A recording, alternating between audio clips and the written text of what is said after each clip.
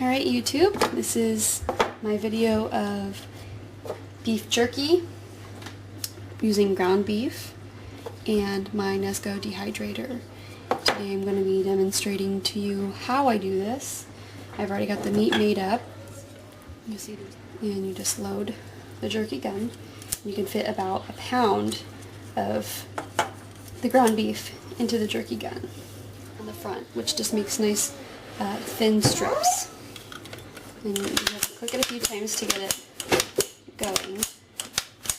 And then you just go along here, if you can see that. And you just squeeze the handle as you pull back. And release, squeeze again as you pull back.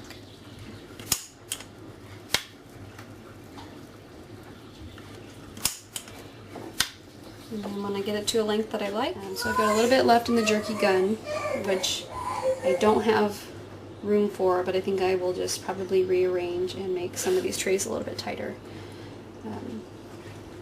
And then it shouldn't be a problem. In fact, I can scoot this one up. I'll be touching a little bit, but it's not a big deal. And one thing I did do is it suggests, you do want to kind of stick around for part of it, because about an hour in, it asks you in the directions to dab off the fat that's accumulating, and that's pretty easy to do with a paper towel or something. And I think about halfway through, I went ahead and flipped them. I don't think that's necessary. I think it would have turned out just fine anyway, but I just felt compelled to do that, and I was able to then dab off a lot of the oil that was dripping off the other side. But I think you'd be fine if you didn't. So if you happen to not be home at all while it's going, I don't think it would be an issue. Oh, see, I was able to fit one more in there. All we do is put the top on here, and it's all easy to attach. There's no clamps or anything like that. And if I can tilt this up a little bit, there we go. You can see the lid, and it's got a handle here which doesn't go up straight and kind of makes it awkward, but it works alright. I'll go ahead and actually tilt this up for you. Let's see if you can see it. But it says Dehydrator. And the jerky will go at 160, but it also lists off fruits and vegetables, nuts, seeds, herbs, spices, other meats, and fish.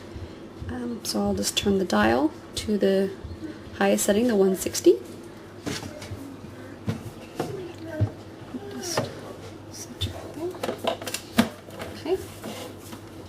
Turn it to that, put the handle down, and then the cord here, I still have it connected because I don't use the length of it. And just plug it into the wall.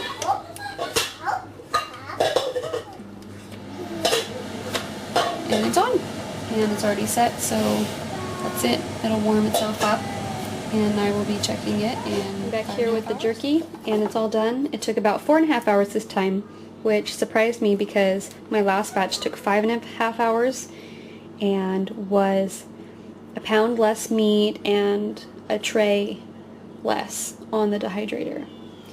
But I think it could be that I used the lower fat percentage in it, and maybe that helped. But here is the jerky, and to know that it's done, you bend it, and you don't want it to snap apart, because then it's gone too long and it's dry. But if it doesn't break at all, then it still needs to go longer. So you saw that when I bent it, it bent and then started to tear, and it's at a really good texture. It's not too dried out, but it's not squishy or anything like that, and it just darkens up some. Okay, and that's all. So thank you for watching.